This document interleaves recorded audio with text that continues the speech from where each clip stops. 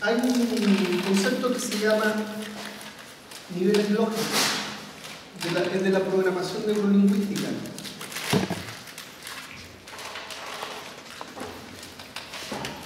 Un caballero de apellido Bateson, basado en un matemático, que no recuerdo el nombre ahora, desarrolló algo que se habla sobre los niveles lógicos del aprendizaje. Y de ahí un señor de apellido Ditz desarrolló lo que él después llamó los niveles neurológicos. ¿Ya? Él dice que organizamos el cerebro está organizado de la siguiente manera, en forma de cascada, en donde nosotros pensamos en dónde estamos y decimos, ¿dónde? Tiene que ver con el entorno. La pregunta, ¿qué hacemos? Tiene que ver con nuestro comportamiento. El cómo lo hacemos, nuestras capacidades, el por qué lo hacemos, qué sentido, por qué propósito, de acuerdo a nuestras creencias y nuestros valores, quién lo hace, nuestra identidad, yo, y el sentido de lo trascendente, aquí iría el para qué.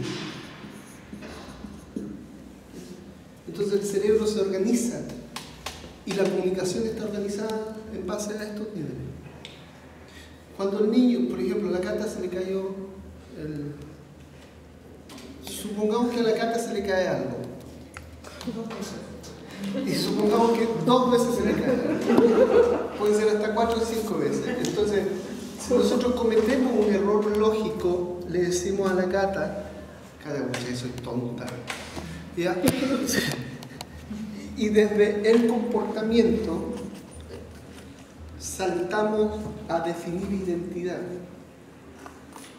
y se comete un error lógico. Y en vez de decirle a Cata, escucha tu comportamiento tonto que tuviste, Cata.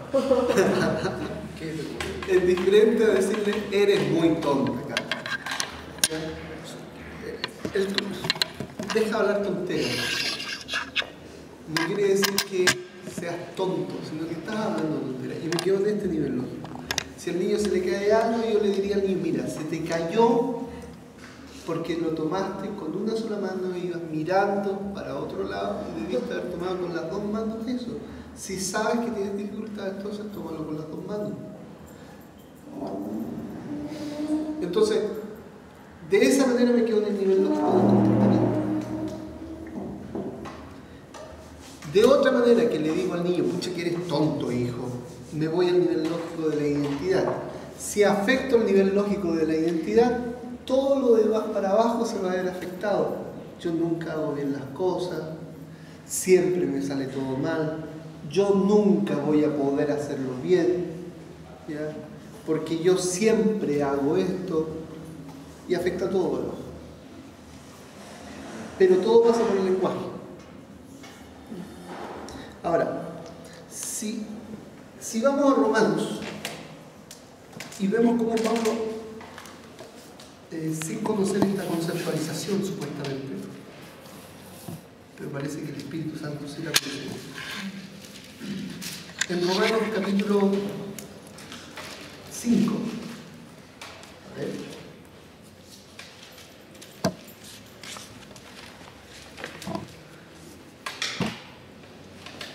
Capítulo 5, versículo 6. Porque Cristo, cuando éramos débiles, a su tiempo murió por los impíos. Éramos tiempo presente, pasado, futuro. Pasado.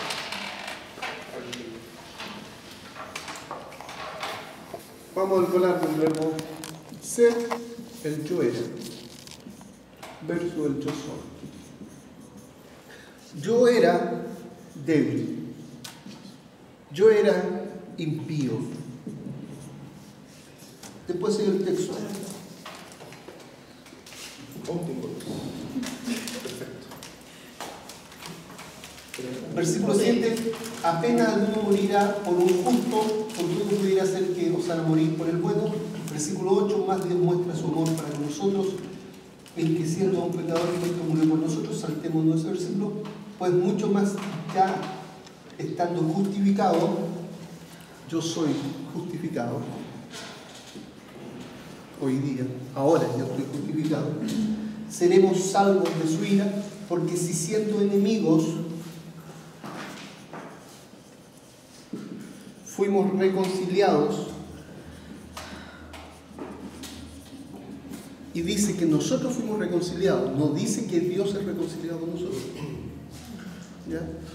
¿Qué diferencia hay de decir que yo soy reconciliado? Quiere decir que el cambio se produce en mí, no en Dios.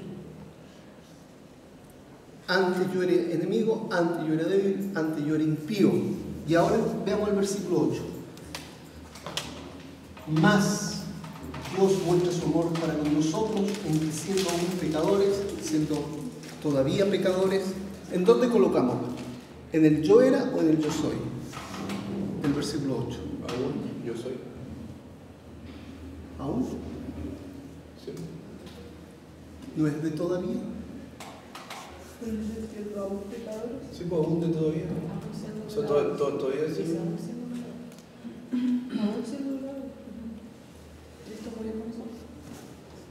Aunque éramos. No, porque aún siendo, dice aún siendo, ¿verdad? No dice aún siendo. ¿Qué dice? Dice en que siendo aún. En que siendo, siendo entonces aún. no es. Todavía. No, pues se refiere a que antes de la venida de Cristo éramos todos pecadores. Ah, porque no había que los tipos de aún justicia. tiene acento. Porque no se revelaba la justicia todavía. No La había idea es justicia. esa. Antes yo era. El pecador es enemigo, impío y débil. La clasificación del pecador va ahí. Fíjate, ¿te acuerdas qué ocurrió con el esclavo del pecado? ¿Dónde quedó? ¿Dónde está el esclavo del pecado? ¿Dónde? El esclavo del pecado está en la cruz. ¿Y qué ocurrió con el esclavo de la justicia? En nueva criatura. Entonces el esclavo de la justicia es lo que yo soy ahora. Entonces cuando te digo esclavo del pecado, te digo pecador. Cuando te digo esclavo de la justicia, te digo justo. Así que tú eres un justo. Ahora, un justo que peca.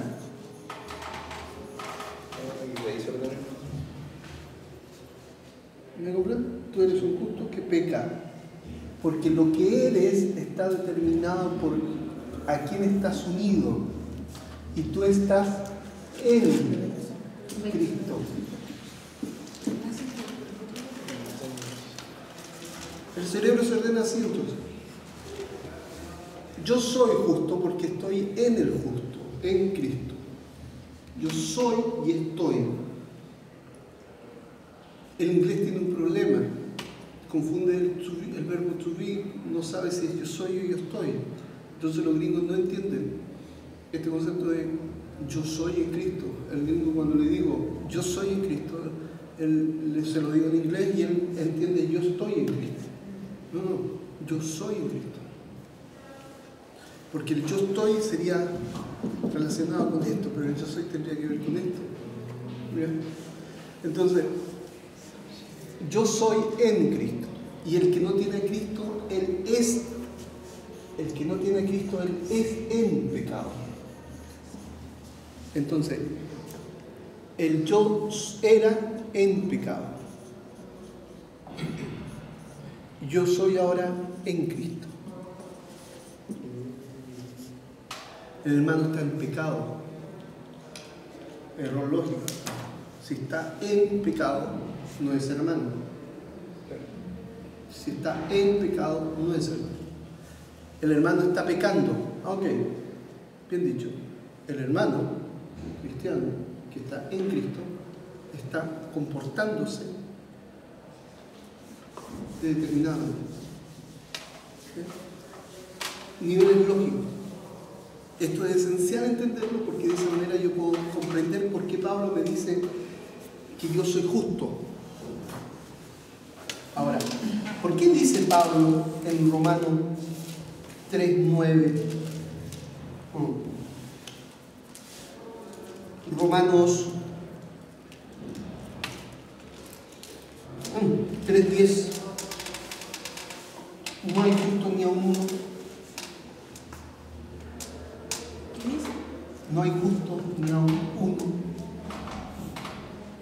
¿Por qué lo dice?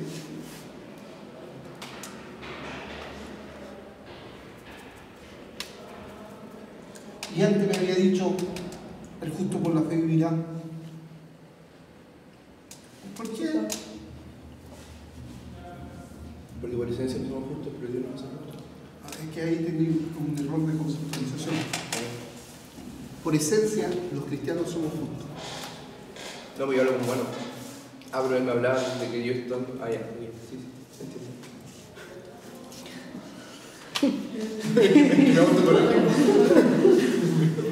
Fíjate, el yo era, en el yo era,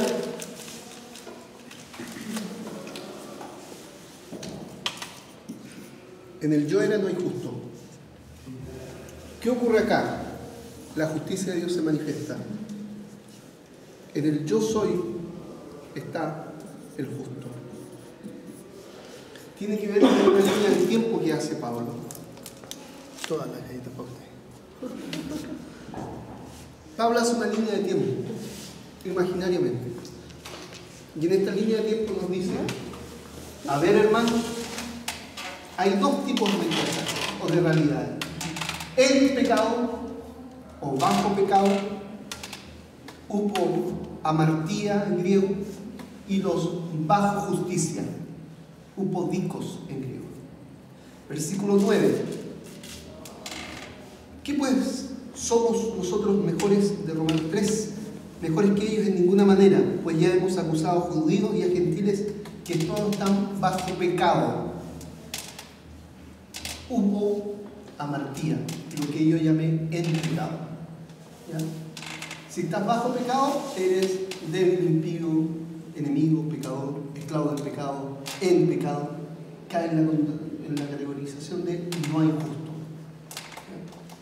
Entonces Pablo dice, todos están bajo pecado, judíos y griegos.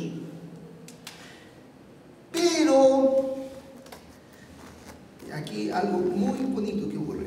Sabemos, el versículo 19 dice, sabemos que todo lo que la ley dice, lo dice a los que están bajo la ley, para que toda boca se cierre y todo el mundo quede. Y ahora el versículo 10, 19, en esta versión dice, quede bajo el juicio de Dios. Pero en realidad el griego dice, todo el mundo quede bajo la justicia de Dios. ¿Por qué los traductores tradujeron en vez de justicia, juicio?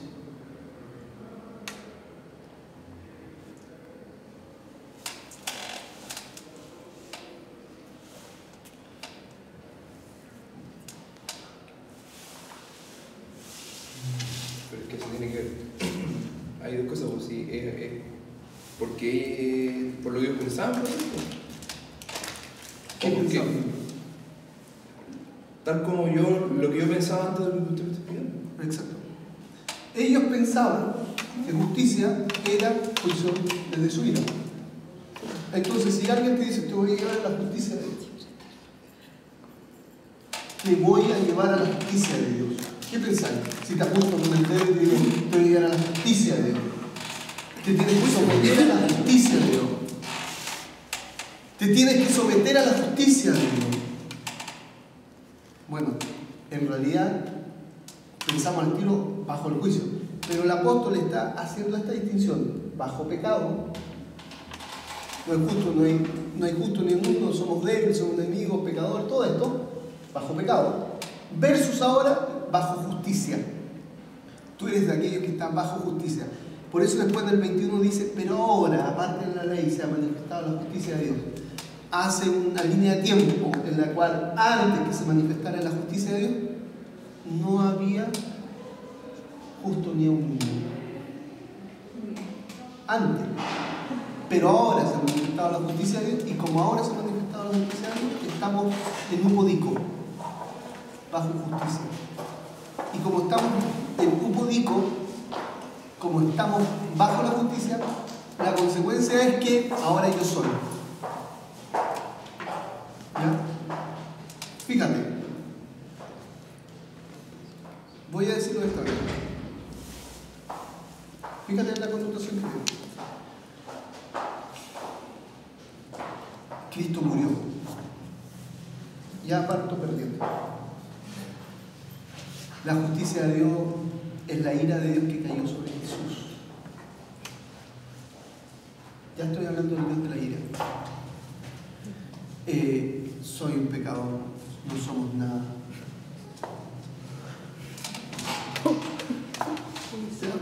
¿Qué produce eso a nivel cerebral y emocional?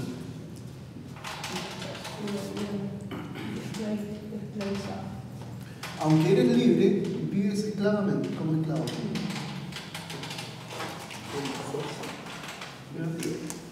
Aunque eres libre, vives como esclavo. Ahora, vayamos a lo que la Biblia enseña realmente.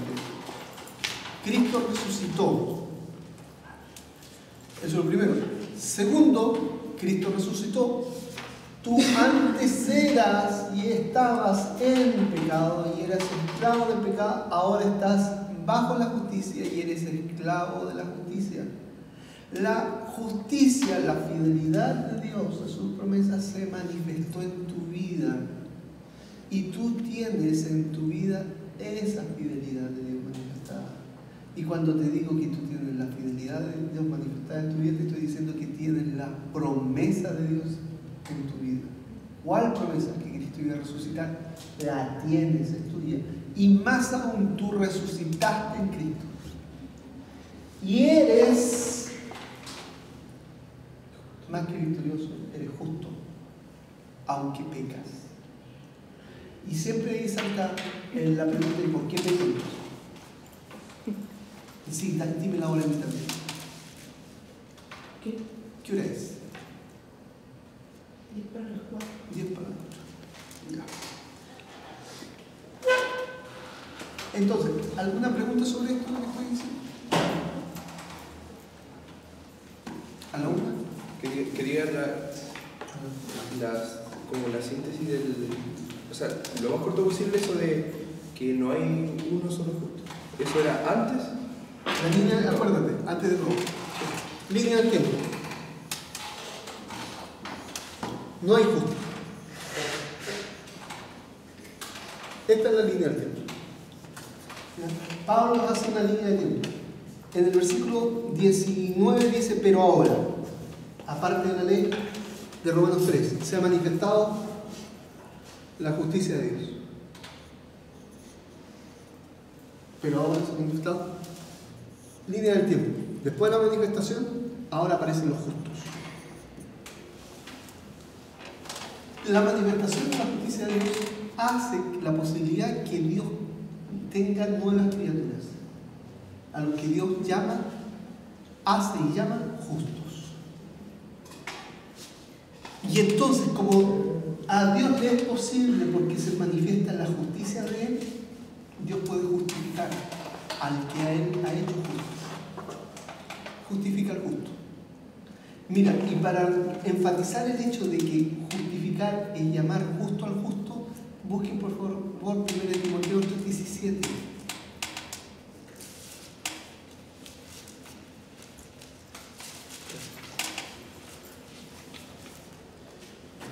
El 16, perdón. E indiscutiblemente, tengo que leer el 15.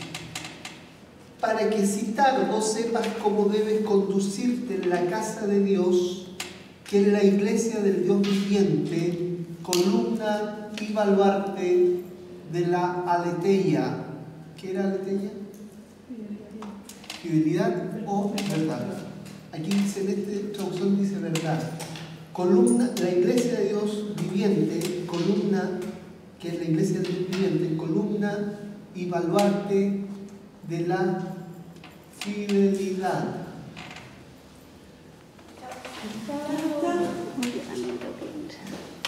Columna y baluarte de la fidelidad. Fíjate. La gente tiende a entender esto. Este texto lo vivencian, lo viven como columna y baluarte de la verdad, como si fuera un grupo de doctrina que tú tienes que aprender. Sí, es cierto, tenemos que aprender lo que la Escritura nos enseña, está claro. Pero la idea particularmente es que la iglesia es columna y baluarte de la fidelidad de Dios a su promesa. La iglesia lo que tiene es agarrado firme, que dice así: Dios es fiel a sus promesas. Y aquí dice el por qué es fiel y por qué son columna y baluarte de la fidelidad. Versículo 16: indiscutiblemente grande es el misterio de la piedad. Dios fue manifestado en carne. Dios. ¿Quién fue manifestado en carne? Dios, el Hijo de Dios, Jesucristo.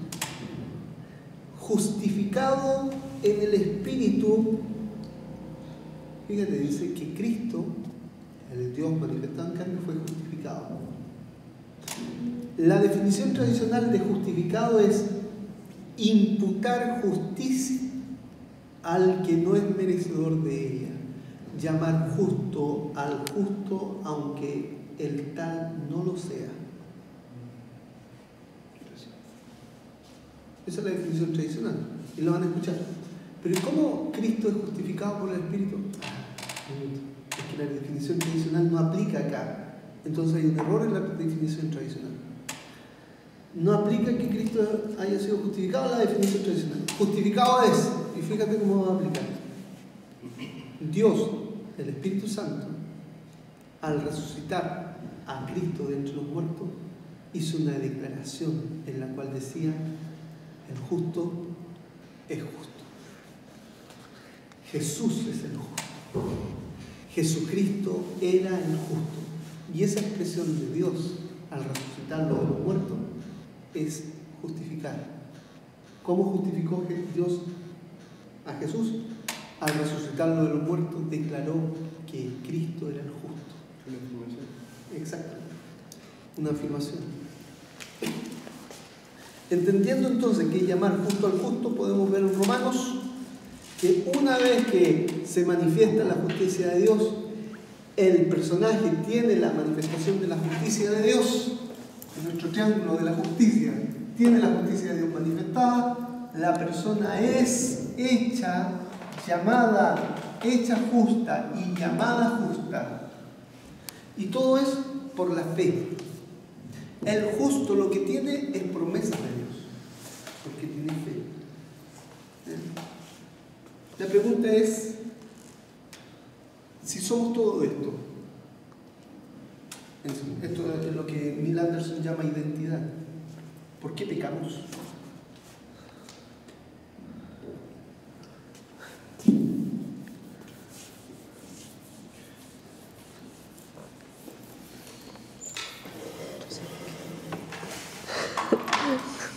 Yo creo que la respuesta es fácil, pero no sé si será esa. A ver. Okay. ¿Cuál es lo que...? Nuestra esencia. Ok, no es. Fíjate, esto es importante entender.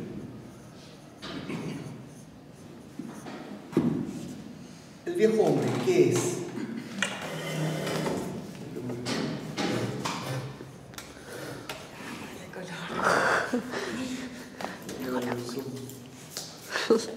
El viejo hombre es lo que yo era.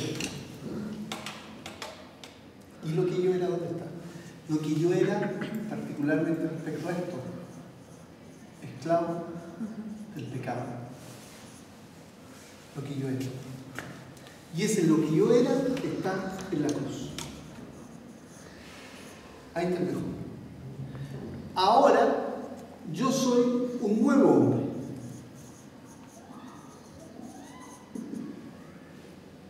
Esto lo plantea Neil Anderson también. Yo no soy mitad viejo y mitad nuevo. Soy enteramente nuevo o enteramente viejo. ¿Ya? Fíjate, y lo dice aquí. Y cita Romanos capítulo 6. Sabiendo, versículo 6 de Romanos 6, sabiendo esto, que nuestro viejo hombre fue crucificado juntamente con él. ¿Qué pasó el viejo hombre? Crucificado en la cruz. Allá está. Y a este viejo hombre, ¿cómo Pablo le llama? Otra vez, versículo 20, porque cuando erais esclavos del pecado, al viejo hombre Pablo le llama esclavo del pecado. Al nuevo hombre, ¿cómo Pablo le llama? Pablo le llama esclavo de la justicia. Versículo 18. Libertados del pecado viniste a ser esclavos de la justicia. Entonces, lo que yo era y el nuevo hombre es lo que hoy día yo soy. Y lo que yo soy es esclavo de la justicia. En ese sentido, yo soy esclavo de la fidelidad de Dios, de su promesa, o el amor de su nombre. ¿Qué soy yo? Antes yo era esclavo del pecado, pero ahora yo soy esclavo de la justicia. Es interesante cómo el apóstol, él mismo dice esto acá, fíjate.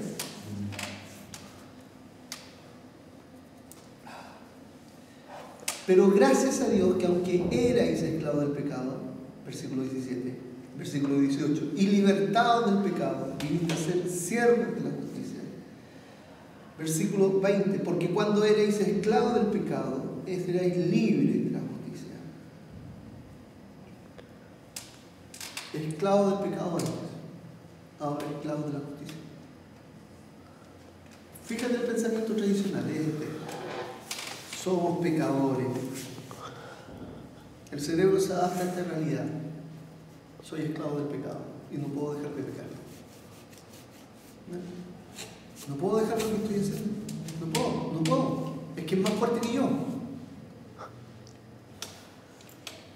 Si decimos eso y pensamos eso y vivimos eso, es que alguien está equivocado. O está equivocado lo que yo pienso y siento, o está equivocada la Biblia.